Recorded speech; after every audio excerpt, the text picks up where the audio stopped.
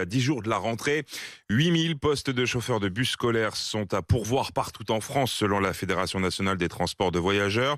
Conséquence d'un secteur éprouvé par la crise sanitaire, des départs à la retraite non remplacés, mais aussi d'un manque d'attractivité. Une pénurie qui pourrait poser problème puisque chaque année, plus d'1 million d'élèves se rendent en cours via un car scolaire. Illustration ce matin dans les Hauts-de-France, une région qui cherche 180 conducteurs d'ici la rentrée. Le reportage de Kevin Gasser et Garance Munoz.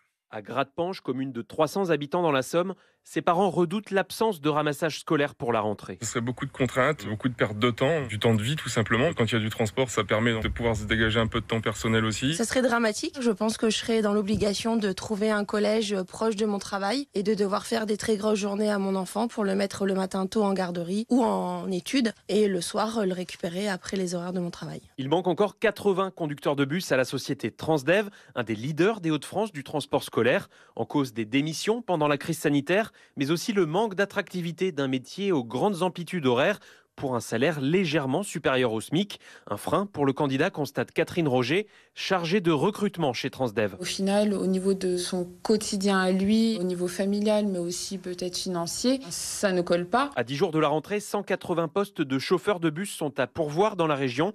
Le vice-président des Hauts-de-France en charge des mobilités, Franck Dersin, n'écarte pas le pire scénario. Je ne peux absolument pas assurer qu'on aura 100% des lignes le jour de la rentrée. La région connaîtra en fin de semaine les lignes touchées par cette pénurie.